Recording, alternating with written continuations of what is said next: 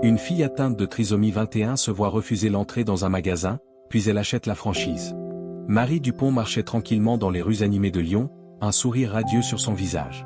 Le soleil de midi baignait les façades en pierre des bâtiments d'une lumière dorée, et l'odeur des boulangeries embaumait l'air. Elle tenait dans ses mains son petit sac à main rose, un cadeau de sa mère pour son anniversaire. Aujourd'hui était une journée spéciale. Marie voulait acheter un gâteau pour l'anniversaire de sa maman, un geste qu'elle préparait depuis des semaines. Marie, jeune fille trisomique de 22 ans, était connue dans son quartier pour son attitude optimiste et sa détermination à prouver qu'elle pouvait accomplir de grandes choses. Bien que beaucoup de gens l'aient sous-estimée à cause de sa condition, sa famille et ses amis savaient qu'elle avait une force intérieure hors du commun. Mais même avec son courage, Marie avait parfois du mal à faire face à certains regards ou commentaires qu'elle rencontrait dans la société. En approchant de la grande pâtisserie, Douceur de Lyon, l'une des plus renommées de la ville, son cœur battait d'excitation. Elle imaginait déjà les délicieuses saveurs du gâteau qu'elle choisirait et la joie de sa maman lorsqu'elle le découvrirait. Pourtant, dès qu'elle franchit les dernières étapes pour atteindre la porte, un homme imposant se posta devant elle. « Où allez-vous comme ça, mademoiselle » demanda-t-il d'une voix sèche. Marie releva la tête et sourit timidement. « Bonjour, monsieur. Je viens acheter un gâteau pour ma maman. » L'homme, Pierre, qui était le gérant de la boutique, fronça les sourcils en observant Marie de haut en bas. « Ce n'est pas un endroit pour « enfin » pour tout le monde, dit-il en croisant les bras. Marie resta figée, ne comprenant pas tout de suite ce qu'il insinuait. « Pardon ? Je ne comprends pas. » Pierre soupira, visiblement agacé. « Écoutez, on ne veut pas de problème ici. Il y a d'autres magasins pour vous. Essayez ailleurs. » La phrase frappa Marie comme une gifle. Son sourire disparut, remplacé par une expression de confusion et de tristesse. « Mais, j'ai de l'argent pour payer. Je veux juste un gâteau. »« Je suis désolé, » répondit Pierre d'un ton qui montrait clairement qu'il ne l'était pas vraiment. « Mais je ne peux pas vous laisser entrer. » Des passants commencèrent à s'arrêter, attirés par l'échange. Certains murmuraient entre eux, tandis que d'autres détournaient le regard, mal à l'aise. Marie sentit ses joues s'empourprer sous les regards, mais elle garda la tête haute. « Très bien, » dit-elle d'une voix tremblante. « Je vais partir. » Elle fit demi-tour, ses pas lourds et son cœur encore plus lourd. Chaque pas qu'elle prenait loin de la pâtisserie semblait alourdir la douleur qu'elle ressentait. Elle ne comprenait pas pourquoi Pierre l'avait rejetée. Était-ce parce qu'elle était différente? Était-ce parce qu'elle avait un chromosome de plus?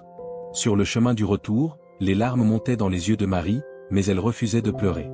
Elle avait appris, grâce à sa mère et à son frère, que la dignité était une force puissante.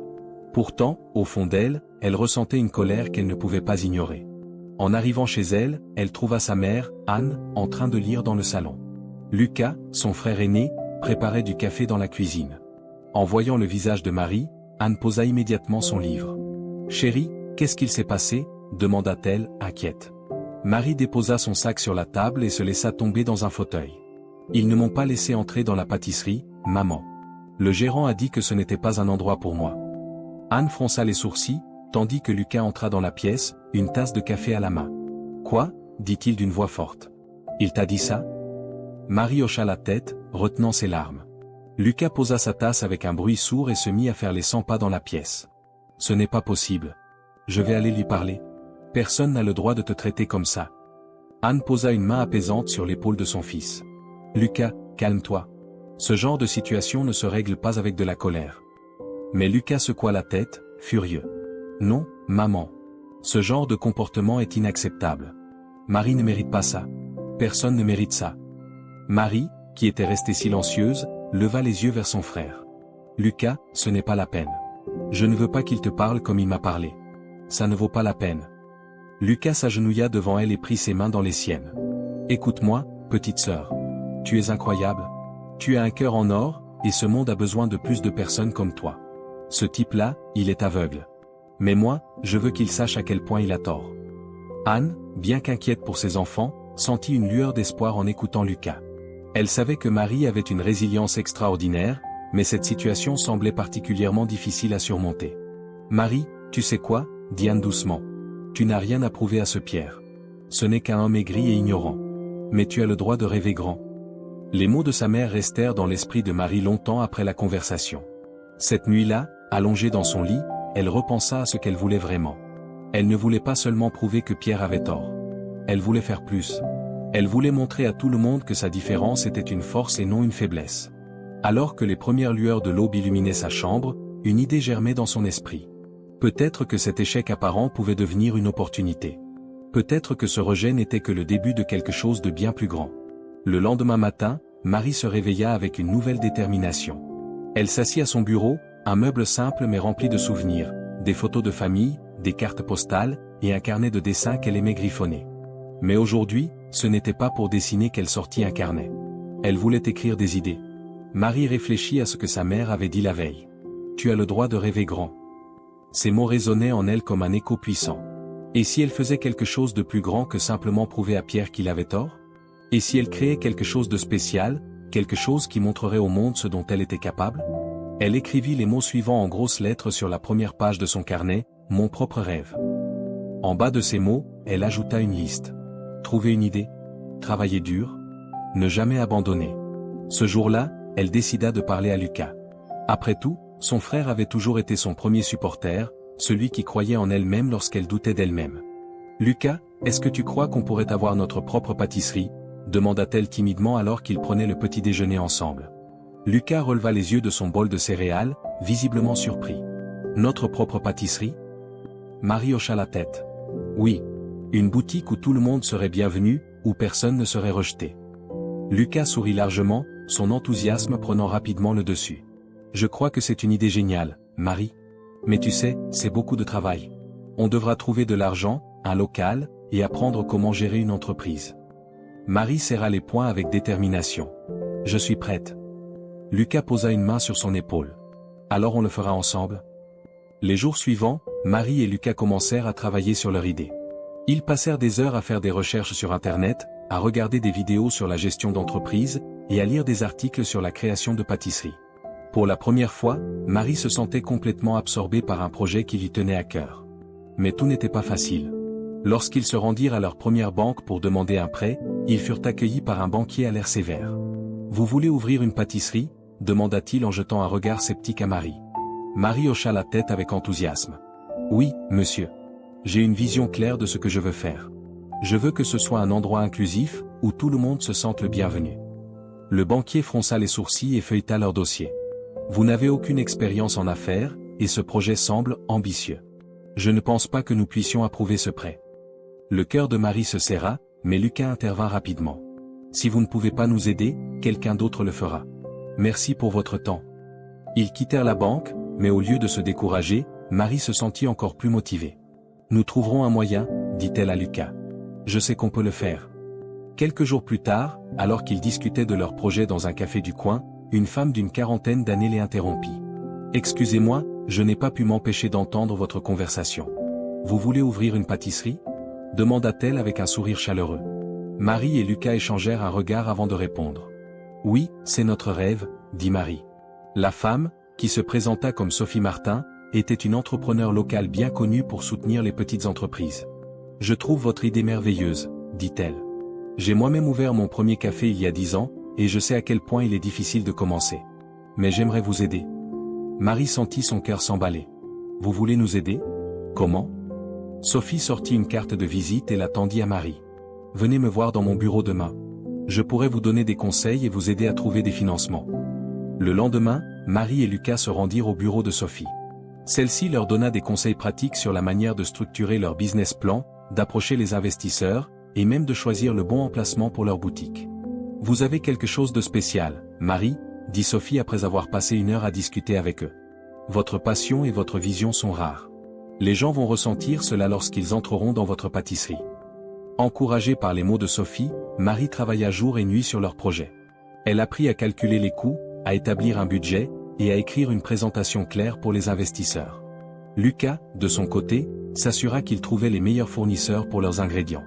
Ils testèrent des recettes ensemble dans la cuisine familiale, remplissant la maison de l'arôme sucré de pâtisserie fraîche. Un jour, alors qu'ils finalisaient leur présentation, Marie se tourna vers Lucas. « Tu crois vraiment qu'on peut réussir ?» Lucas sourit. « Je ne crois pas, je le sais. » Quelques semaines plus tard, Marie et Lucas avaient finalisé leur dossier et pris rendez-vous avec un groupe d'investisseurs locaux. C'était un moment crucial pour leur projet, et bien que Marie soit nerveuse, elle sentait une énergie nouvelle en elle. Tout ce travail acharné devait payer. Le jour de la présentation, ils entrèrent dans une salle de conférence élégante où 5 investisseurs étaient assis autour d'une table. Sophie les avait aidés à organiser cette rencontre, et elle était présente pour les soutenir. Marie commença sa présentation d'une voix tremblante mais déterminée. « Bonjour, je m'appelle Marie Dupont, et je suis ici pour partager avec vous mon rêve. Je veux ouvrir une pâtisserie qui accueille tout le monde, un endroit où chaque client se sent chez lui. » Les investisseurs écoutèrent avec attention tandis que Marie décrivait sa vision. Elle leur montra des graphiques, des prévisions financières, et des images des pâtisseries qu'elle avait créées avec Lucas. À la fin de la présentation, un silence s'installa dans la salle. L'un des investisseurs, un homme en costume gris, se racla la gorge. « Mademoiselle Dupont, je dois dire que votre passion est inspirante, » dit-il. « Mais, pour être honnête, ce genre de projet est risqué. Vous n'avez pas d'expérience dans la gestion d'une entreprise. Pourquoi devrions-nous prendre ce risque ?» Marie sentit un frisson parcourir son échine. Mais elle regarda Lucas, qui lui adressa un sourire encourageant, et elle trouva le courage de répondre. « Parce que je crois en ce projet plus que tout, » dit-elle avec assurance. « Et je sais que lorsque vous investissez dans quelqu'un qui a une vision et qui est prêt à travailler dur, cela peut donner des résultats extraordinaires. » Un autre investisseur, une femme aux cheveux courts et à l'allure pragmatique, hocha la tête. « Votre dévouement est évident. Mais si nous investissons, nous voulons voir des résultats rapidement. Êtes-vous prête à relever ce défi ?» Marie hocha la tête avec détermination. « Oui, madame. Je suis prête. » Quelques jours plus tard, Sophie appela Marie avec une excellente nouvelle. « Marie, les investisseurs ont décidé de financer votre projet. Ils sont prêts à vous accorder un prêt initial pour démarrer votre pâtisserie. Félicitations. » Marie sentit les larmes monter à ses yeux. Elle remercia Sophie, puis courut dans la cuisine où Lucas était en train de préparer des biscuits. « Lucas. Ils ont dit oui !» cria-t-elle, incapable de contenir son excitation. Lucas posa sa spatule et éclata de rire en la prenant dans ses bras. « Je te l'avais dit, Marie. Rien ne peut t'arrêter. » Les mois suivants furent un tourbillon d'activités. Marie et Lucas trouvèrent un petit local dans une rue animée du quartier. Le bâtiment avait besoin de travaux, mais ils voyaient le potentiel. Ils passèrent des jours à nettoyer, peindre, et aménager l'espace pour en faire leur propre pâtisserie. Les voisins commençaient à les remarquer, curieux de voir ce qui se passait. Certains s'arrêtaient pour offrir leur aide ou simplement leur souhaiter bonne chance. Un matin, alors qu'ils installaient l'enseigne au-dessus de la porte, chez Marie, un homme s'arrêta sur le trottoir. C'était Pierre, le gérant de la pâtisserie qui avait refusé l'entrée à Marie. Pierre observa l'enseigne avec un air sceptique avant de poser les yeux sur Marie. « Alors, vous avez vraiment ouvert votre boutique ?» dit-il, sa voix empreinte d'ironie. Marie se tourna vers lui, son regard calme mais perçant. « Oui, monsieur. Et tout le monde est le bienvenu ici. » Pierre haussa les épaules et fit demi-tour, mais pas avant de marmonner quelque chose sur les boutiques amateurs, qui n'étaient pas faites pour durer. Lucas posa une main sur l'épaule de sa sœur. « Ne le laisse pas t'atteindre, Marie. Il ne sait pas à qui il a affaire. » Marie sourit légèrement. « Il verra bien. » L'ouverture officielle de chez Marie fut un événement mémorable. Des amis, des voisins, et même des passants curieux se rassemblèrent pour découvrir ce nouvel espace chaleureux et accueillant. Marie, vêtue d'un tablier rose, se tenait derrière le comptoir, un sourire radieux sur le visage. Lucas s'occupait de servir les clients, tandis que leur mère, Anne, distribuait des petits échantillons de pâtisserie à l'entrée. Les premiers jours furent un succès au-delà de leurs espérances. Les clients complimentaient la qualité des pâtisseries, mais aussi l'atmosphère unique de l'endroit. « On se sent comme chez soi ici », dit une cliente en mordant dans un éclair au chocolat. Marie sentit son cœur se remplir de joie. C'était exactement ce qu'elle voulait. Mais tout n'était pas rose.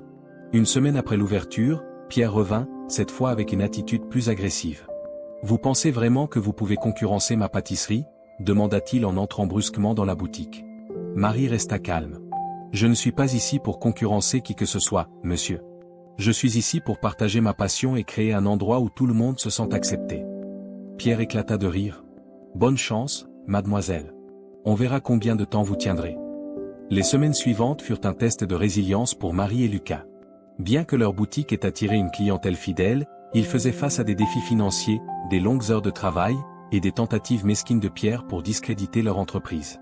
Un jour, Marie trouva des prospectus de la pâtisserie de Pierre glissés sous leur porte, avec des slogans tels que « La vraie qualité est ailleurs ». Lucas bouillonnait de rage, mais Marie lui rappela de rester concentré. « Laisse-le faire. Nous savons ce que nous valons, et nos clients aussi. » Le temps passait, et malgré les obstacles, chez Marie continuait de prospérer. Les clients revenaient pour la qualité exceptionnelle des pâtisseries, mais surtout pour l'ambiance chaleureuse et inclusive qu'ils ne trouvaient nulle part ailleurs.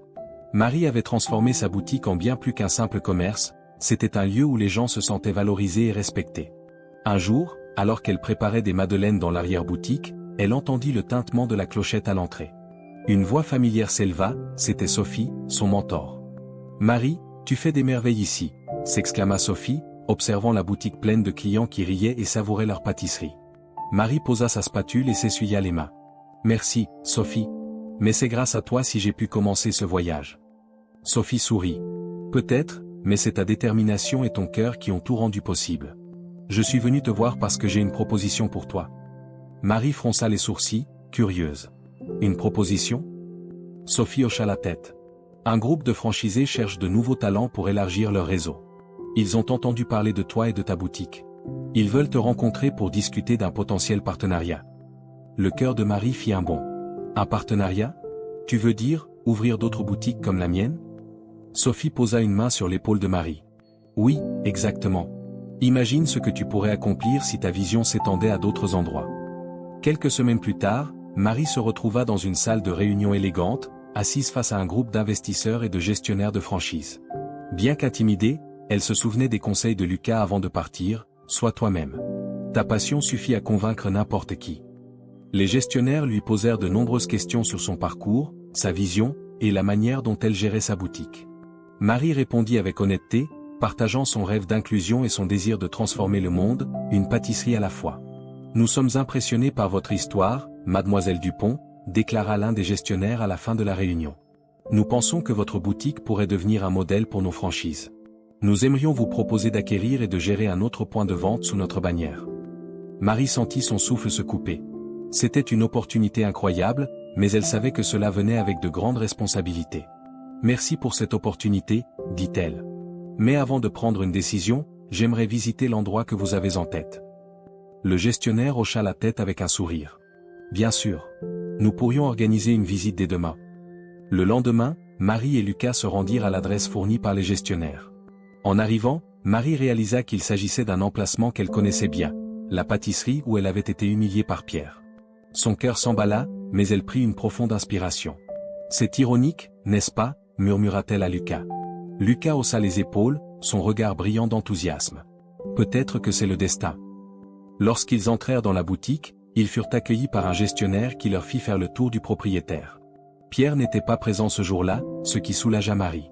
Cependant, elle sentit un mélange d'émotions en traversant les lieux. Ce même sol qu'elle foulait maintenant était celui où elle avait été rejetée. Mais aujourd'hui, elle n'était plus la même personne. Après la visite, Marie se tourna vers Lucas. « Qu'en penses-tu » Lucas lui adressa un sourire fier. « Je pense que c'est l'occasion parfaite pour toi de montrer ce que tu peux faire. Imagine transformer cet endroit en un espace où tout le monde se sent bienvenu. » Marie réfléchit pendant un moment avant de répondre. « D'accord. Faisons-le. » Quelques semaines plus tard, après des négociations et des préparatifs, Marie signa les documents pour devenir la propriétaire de la franchise. Le jour de l'annonce officielle, elle se présenta dans la boutique, cette fois en tant que nouvelle propriétaire. Pierre, qui était visiblement pris au dépourvu par la nouvelle, l'accueillit avec un mélange de confusion et d'agacement. « Qu'est-ce que vous faites ici ?» demanda-t-il. Marie leva les yeux vers lui, un sourire calme mais déterminé sur le visage. « Je suis ici parce que c'est ma boutique maintenant. » Pierre resta sans voix pendant un instant. « Votre boutique ?» Marie hocha la tête. « Oui. Et à partir d'aujourd'hui, les choses vont changer ici. Tout le monde sera le bienvenu, sans exception. » Les autres employés, qui avaient toujours été mal à l'aise face au comportement de Pierre, applaudirent timidement.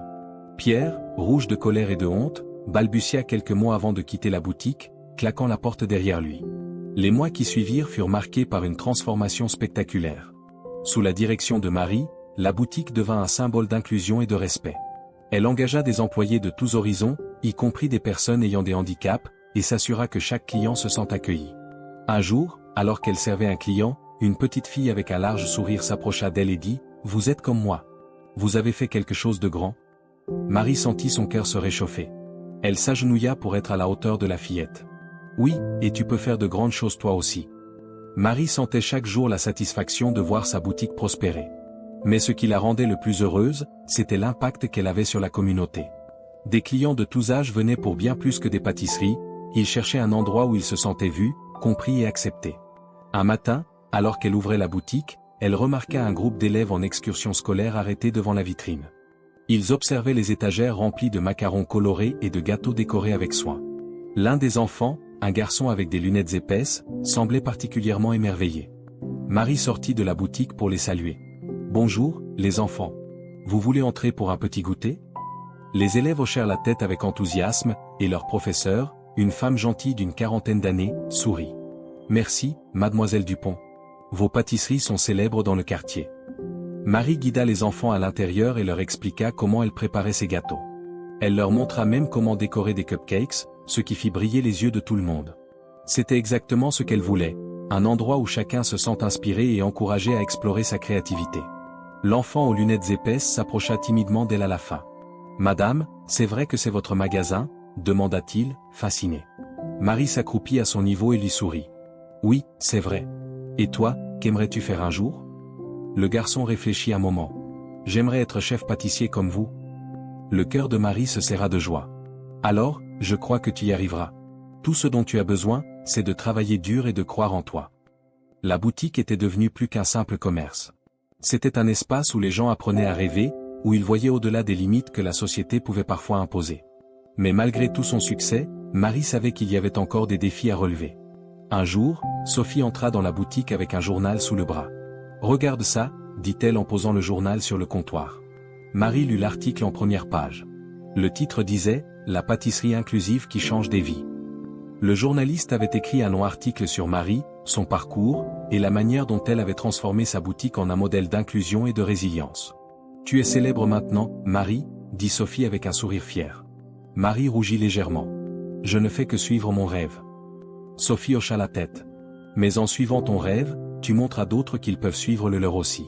C'est ce qui rend ton histoire si puissante. » Cependant, tout ce succès ne plaisait pas à tout le monde. Pierre, l'ancien gérant, avait ouvert une nouvelle boutique à quelques rues de là, et il essayait désespérément de récupérer sa clientèle. Il offrait des rabais agressifs et distribuait des prospectus critiquant ouvertement la boutique de Marie. Un jour, un client fidèle, M. Bernard, entra dans la boutique en agitant un de ses prospectus. « Marie, avez-vous vu ce que Pierre distribue? Il essaie de ternir votre réputation. » Marie lut rapidement le papier. Il disait « Pourquoi payer plus cher ailleurs? Venez chez nous pour de la vraie qualité. » Lucas, qui était derrière le comptoir, serra les poings. « Ce type est insupportable.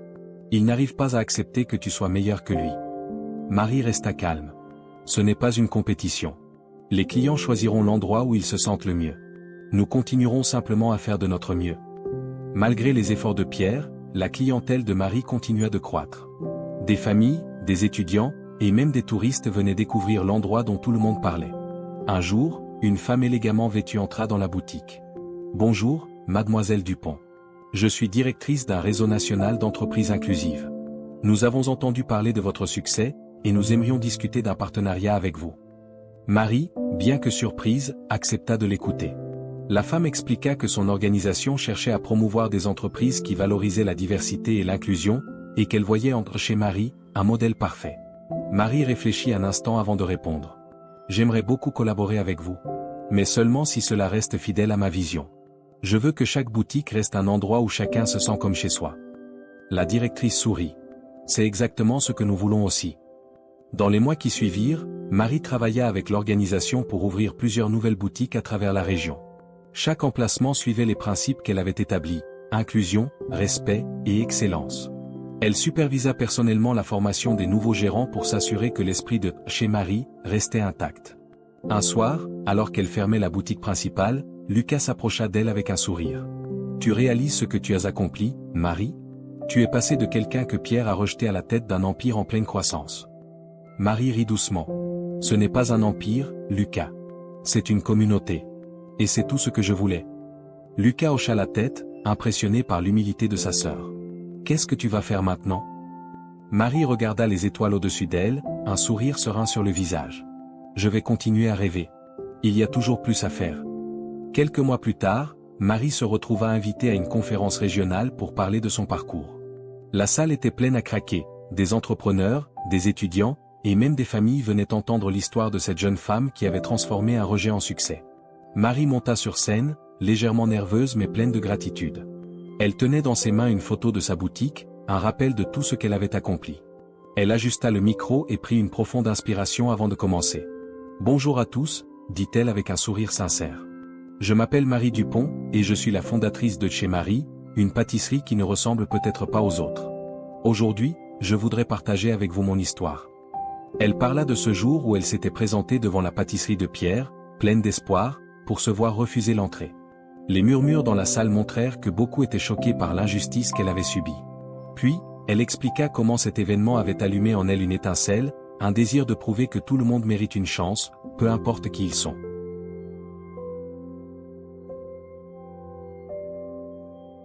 Ce jour-là, dit-elle, la voix tremblante d'émotion, j'ai appris une leçon importante.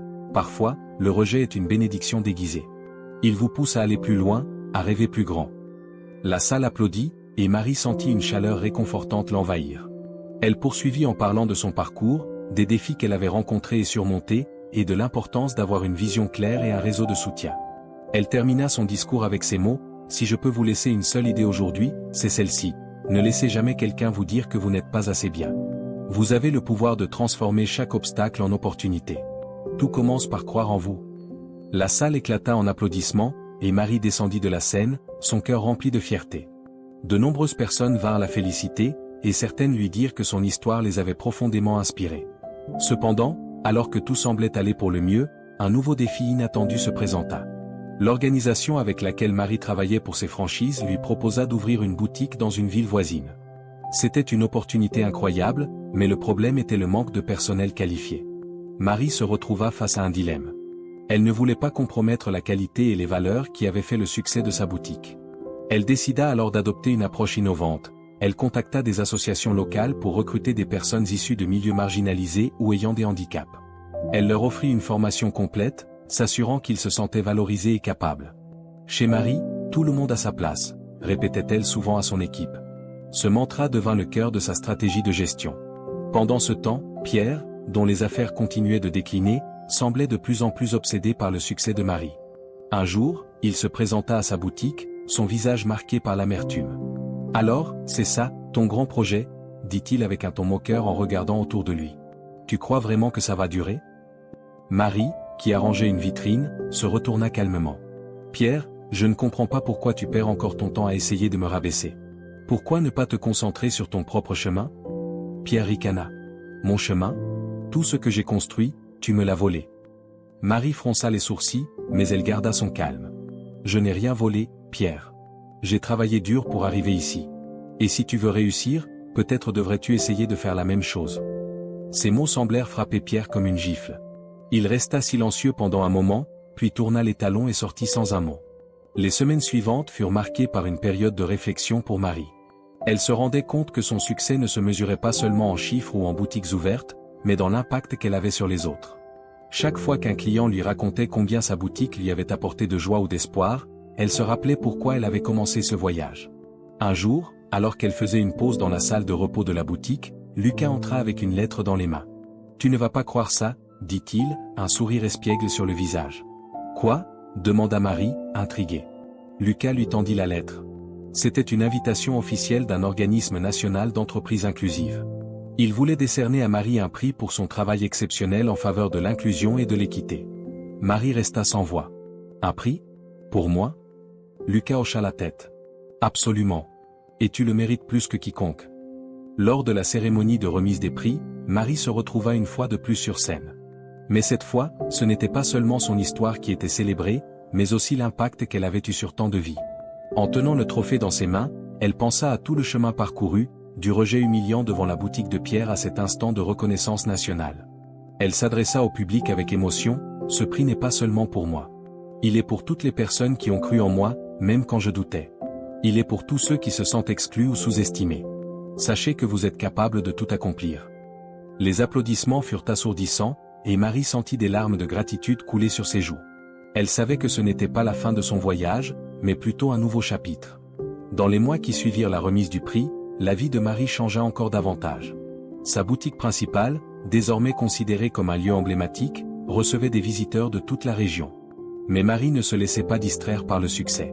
Chaque matin, elle enfilait son tablier et travaillait côte à côte avec son équipe, rappelant à tous que le cœur de son entreprise était l'humilité et le travail acharné. Un jour, alors qu'elle rangeait des boîtes dans l'arrière-boutique, une cliente entra dans le magasin.